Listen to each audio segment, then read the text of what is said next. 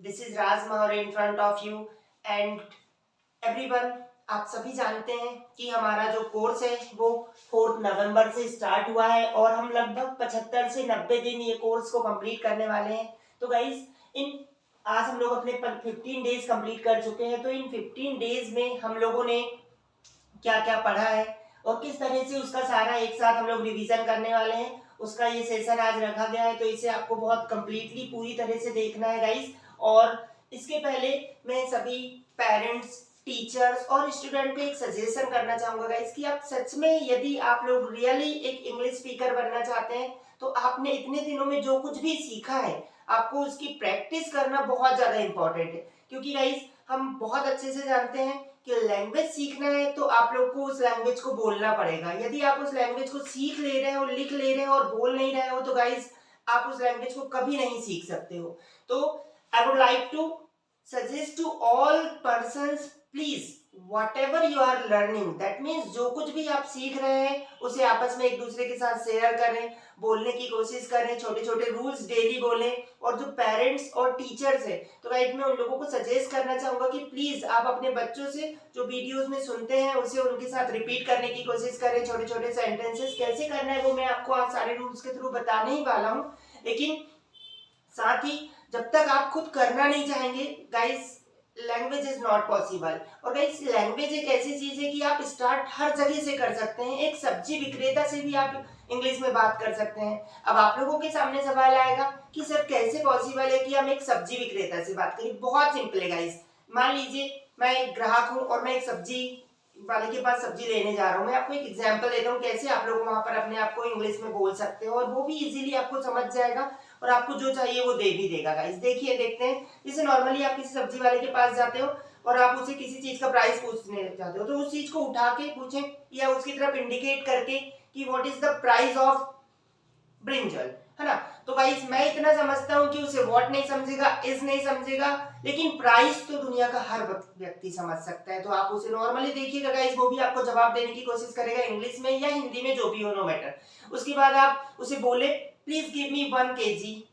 तो देखिए गाइस वो प्लीज नहीं समझेगा, गिव मी नहीं समझेगा, पर 1 kg definitely he can understand, वो आपको इजीली दे भी देगा। फिर आप उसे नॉर्मली जाते समय बोल के देखिए थैंक यू। तो वो गाइस आपको यदि वेलकम बोल पाए तो ठीक है, अदरवाइज वो थैंक यू का जवाब थैंक यू में तो डेफिनेटली ही देगा। तो बस मैं आपको इस एग्जाम्पल के थ्रू बताना ये चाह रहा था कि हम लोग हर जगह इंग्लिश बोल सकते हैं, बट हमें क्या करना पड़ेगा, एक पहल करनी पड़ेगी। गाइस कोशिश करें कि जब आप किसी से चैट कर रहे हो तो try to speak in English. Also जब भी आप लोग किसी से मिले तो किस तरह से क्या बातें करें वो मैं आपको हर एक चीज समझा चुका हूँ इन 15 डेज में। पर गाइस वीडियो देख लेने मात्र से आप इंग्लिश तो नहीं सीखने वाले हैं और हमारा उद्देश्य भी यही है कि सब लोग इंग्लिश कम से कम बोलना सीख जाए, समझना सीख जाए। क्योंकि गाइस अभी मैं कई सारे ऐसे स्कूलों में जा रहा हूँ जहां पर मैं देखता हूँ कि मैं एक सेंटेंस भी वहां बोलता हूँ इंग्लिश का तो बच्चे या तो सीधे मुझे बोल लेते हैं कि सर हिंदी बोलिए या फिर चुपचाप सुनते रहते हैं।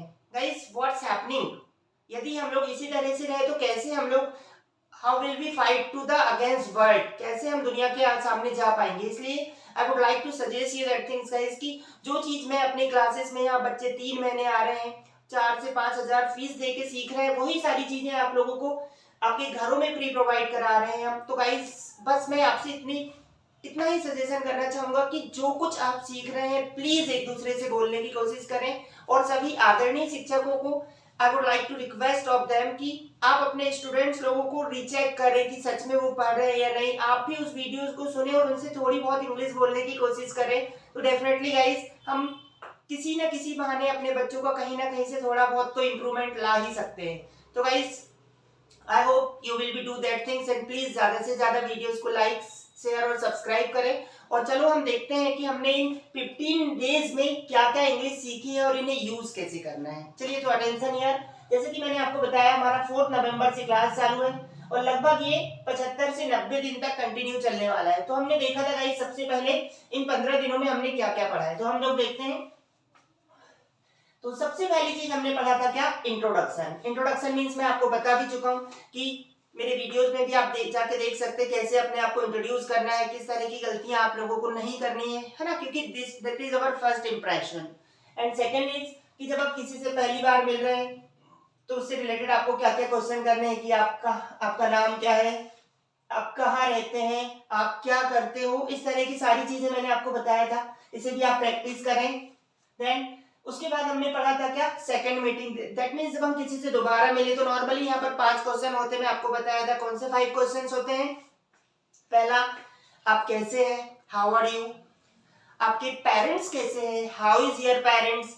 आपकी पढ़ाई कैसे चल रही है, how is going your study, job या बिजनेस जो भी है। देन आप कहाँ जा रहे हो, where are you going.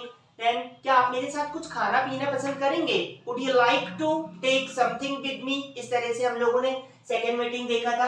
Then हम लोगों ने कुछ इंग्लिश स्पीकिंग रूल्स पढ़े थे, है ना। जैसे मैंने आपको एक एक रूल्स एक एक डे सिखाया था। जैसे कि आपको किसी से आग्रह करना है तो हम उसके लिए बोलते हैं हिंदी में चलो हम, इसके लिए होता है लेट अस, और जो भी काम कर रहे हैं उसकी फर्स्ट फॉर्म। जैसे चलो हम अंग्रेजी बोलें तो क्या हो जाएगा, लेट अस स्पीक इंग्लिश। आओ हम खाना खाएं, लेट अस ईट फूड। इस तरह से फिर हम लोगों ने पढ़ा था इंपेरेटिव सेंटेंस, जहां हमने देखा था आदेश करना या प्रार्थना करना। तो जिस भी चीज के लिए आप आदेश या प्रार्थना कर रहे हैं उसमें हम लोग उसकी फर्स्ट फॉर्म और बाकी की चीजें, जैसे इधर आओ, कम हियर, यहाँ बैठो, सिट हियर, चुप रहो, कीप साइलेंट। और वहीं हम बड़े लोगों को बोले तो सामने प्लीज लगा लेते हैं। जैसे यहाँ आइए, प्लीज कम हियर, यहाँ बैठिए, प्लीज सिट हियर, अंदर आ जाइए, प्लीज कम इन। इस तरह से नेक्स्ट हमने देखा था मना करना, जहां हिंदी में मत आता है, जैसे कि डोंट। यस, तो जैसे आप हमें किसी को बोलना है मत जाओ, क्या होगा, डोंट गो।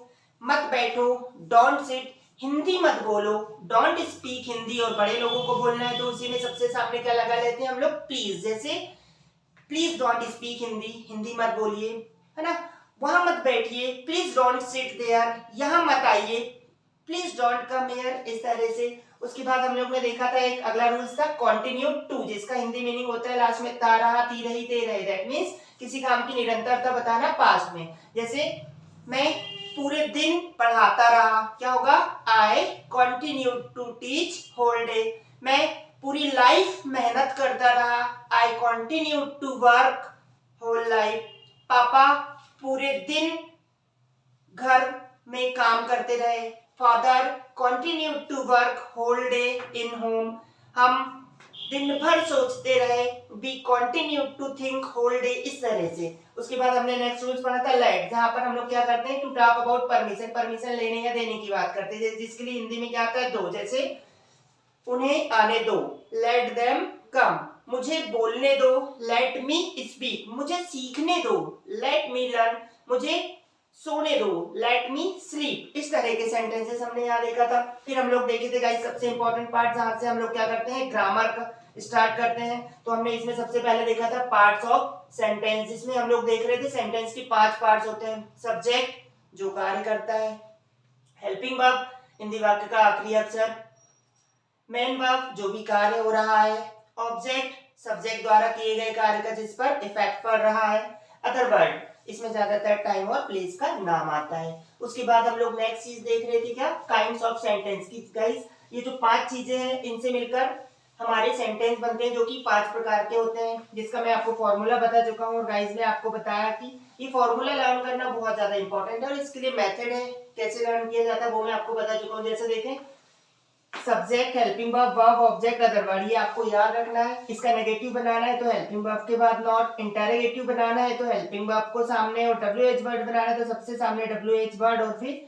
सारे का सारा इंटरोगेटिव। यस, है ना। उसके बाद हम लोगों ने देखा था टू बी वर्ब, होने की क्रिया, जिसे हमने प्रेजेंट, पास्ट और फ्यूचर में पढ़ा था। जैसे यह पेन है, इट इज पेन, यह पेन था, इट वॉज पेन, यह पेन होगा, इट विल बी पेन। इसी तरह से इनके चारों form, affirmative, negative, interrogative, WH word बनाना भी हम लोग अपने सेशन में देख चुके हैं। इनकी पूरे डिटेल्स के लिए आप पूरे वीडियोस को दोबारा से देखकर उन्हें नोट कर सकते हैं। और देन उसके बाद हम लोग एक नेक्स्ट रूल्स पढ़ा था क्या, रेडी टू, जिसका हिंदी मीनिंग होता है तैयार। इसे भी हमने प्रेजेंट, पास्ट और फ्यूचर में पढ़ा था। जैसे देखिए, मैं अंग्रेजी पढ़ाने के लिए तैयार हूँ, तो हमने वहां देखा था I am ready to teach English. अब इसी को पास्ट में करना होता तो एम की जगह केवल क्या आ जाएगा, वॉज। तो I was ready to teach English. और फ्यूचर में पढ़ना है तो विल बी, तो क्या हो जाएगा, I will be ready to teach English. तो इस तरह से गाइस आपको सारे रूल्स और ये जो जिस तरह के हमने ग्रामर पढ़े इन सभी का रिवीजन करना बहुत जरूरी है, क्योंकि जब तक आप रिवीजन नहीं करेंगे you can't be speak English. So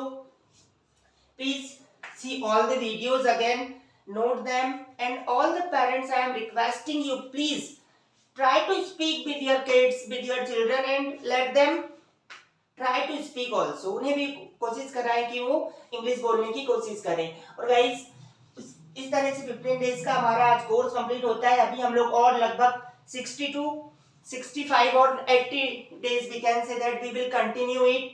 But if you will really want to improve yourself, so you will have to speak English with everyone. And guys, please videos को like, share और subscribe करें. Thank you. Wish you happy Sunday.